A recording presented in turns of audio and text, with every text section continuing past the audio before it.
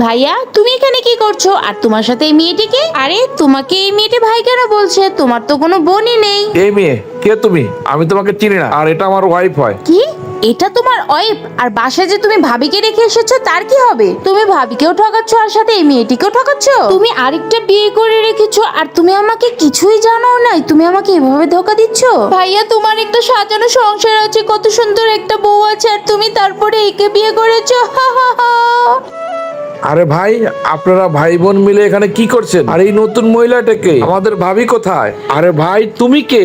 আমাকে ভাই কেন বলছো? আমি আপনার প্রতিবেশী হই, আপনি আমাকে ভুলে গেলেন কেন ভাই? তাহলে তো তুমি সত্যি বিয়ে করেছো।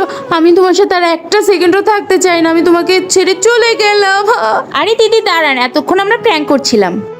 আমরা প্রতিদিন এমন করে প্রত্যেকটা কাপলকে পরীক্ষা করে থাকি, দেখি তাদের মধ্যে বিশ্বাস আছে কিনা। আপনি সবসময় আপনার হাজবেন্ডের উপর বিশ্বাস রাখবেন, তাহলে আপনার ভালোবাসা আরো গভীর হবে। তুষার, আই এম রিয়েলি সরি, আমি তোমার উপরে সন্দেহ করেছি আর আমি এদেরকে বিশ্বাস করেছি, আমাকে মাফ করে দাও। সম্পর্কে বিশ্বাস থাকতে হয়, যদি আপনারা একমত হয়ে থাকেন তাহলে লাইক এবং সাবস্ক্রাইব করে যাবেন।